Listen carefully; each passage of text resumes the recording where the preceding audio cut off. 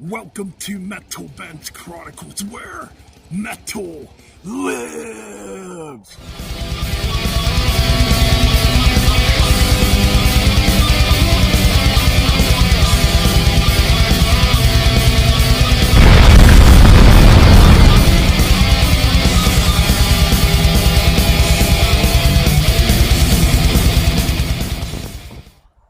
Look at all this snow.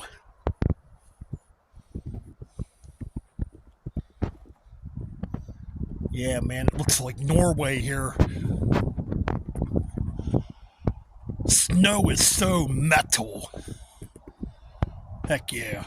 We're back for another anniversary review here on this day, January 7th of 2024. And this album actually turned 43 days ago on January 4th. I'm talking about the legendary Defenders of the Faith by Judas Priest. My favorite 80s Judas Priest album by far. Yes, I know some people would pick either British Steel, Screaming for Vengeance, even some would pick this. And I picked Defenders of the Faith. I think this is a phenomenal heavy metal album. Definitely following up a big album, being Screaming for Vengeance, and this celebrates its 40th anniversary, like I said. Now, this album cover is quite interesting. I believe it's done by Doug Johnson, if I'm right about that. But the cover is very interesting. I guess that's supposed to be the Defender of the Faith, this machine-looking dude. Kind of looks like Optimus Prime from Transformers a little bit. Now that I'm looking at this picture, it's pretty rad looking. I know some people hate this album cover. For me, it doesn't really bother me. It is what it is, especially for that time in the 1980s. All in all, killer album, man. What more could be said?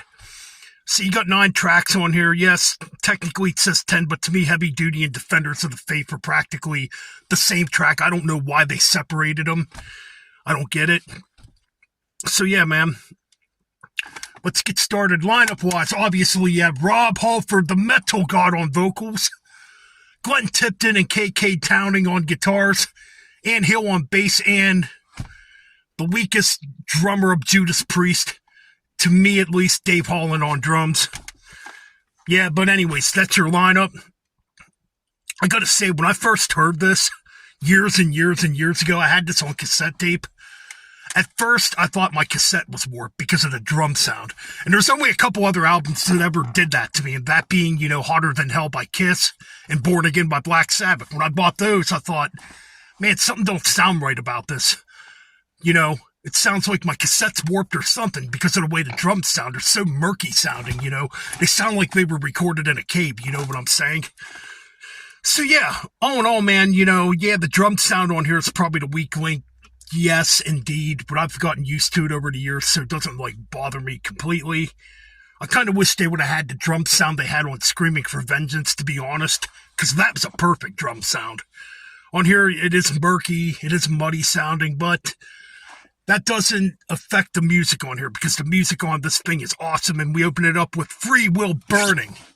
What a scorching heavy metal track this is, a speed metal type of track. It's fast, furious.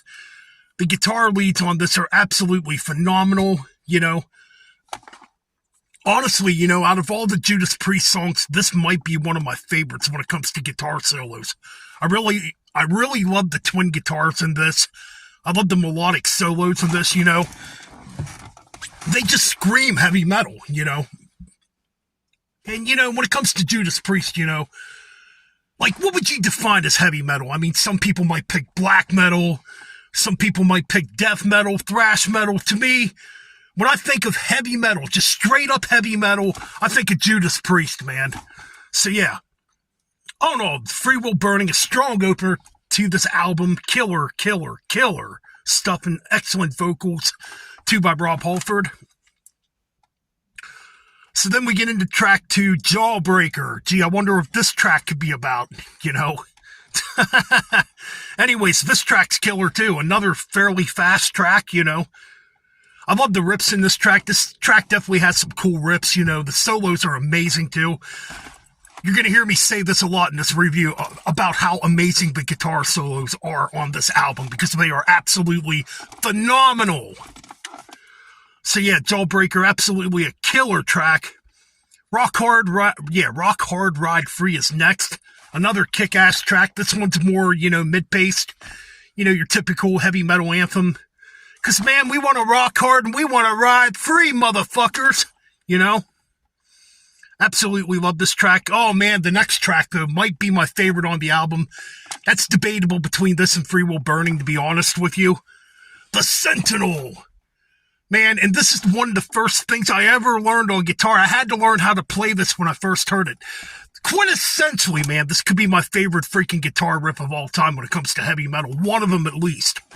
I love that opening riff to this track. It's just absolutely killer. It just screams true heavy metal, Killer stuff. I love this track, Yeah, another one that's fairly fast, They've kept in their live set, It's a killer track. It's got excellent solos, too. All right, we flip it over. We got Love Bites to begin side B of the album. Again, this one's more mid-paced. I remember when I first heard this song years and years ago, I did not like it. But now I love this freaking track. There's just something about it. It just screams 80s. This track definitely screams 80s.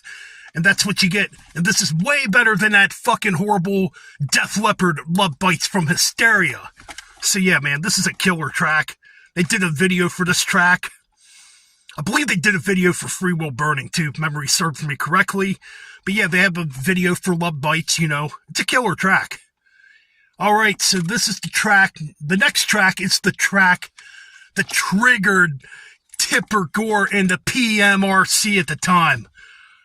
Because this was in the Filthy 50 or whatever the fuck it was called. Eat Me Alive. What a killer track this is. This one's got some cool rips in it, too. Again, fairly fast. Kind of has almost a, it's got that down picking to it. Kind of like how thrash metal has, I really like the riff in this track. It's good stuff, Oh, another thing about Love Bites, I forgot to mention, it's one of the few songs where Ann Hill actually does the intro to a song, like a bass intro, I forgot to mention that. But no, Eat Me Alive, though. What a kick-ass track this is. Again, fairly fast because I got you at gunpoint, so eat me alive, motherfucker. Yeah, anyways. Moving on. Some heads are going to roll. Now, this one's more mid-paced.